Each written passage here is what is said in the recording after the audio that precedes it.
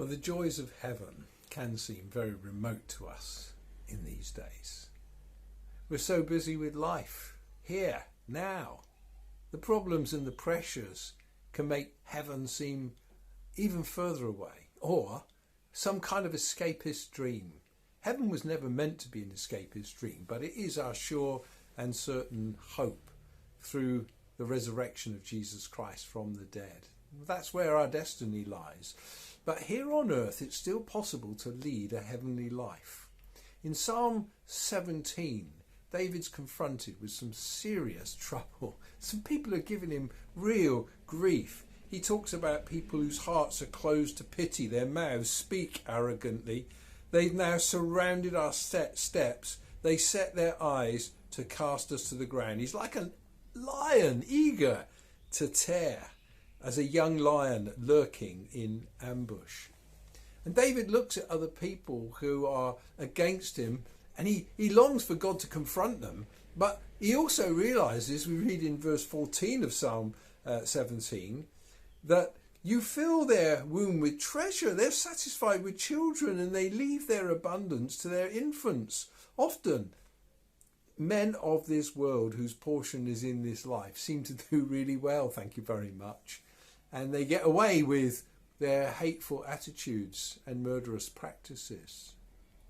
David appeals in the first 4 verses to God on the basis of his own integrity. He's not claiming to be sinless, but he walks consistently before the Lord. Hear a just cause, he says. From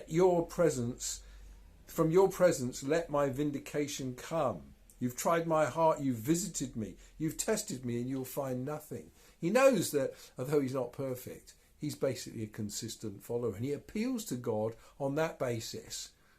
But he also appeals to God on the basis of his special love for his people. Wondrously show your steadfast love, O Saviour, of those who seek refuge from their adversaries at your right hand. David knows that God has a special love for his people. Keep me as the apple of your eye. Hide me in the shadow of your wings from the wicked who do me violence. But on earth, we only get the glimpse of heaven.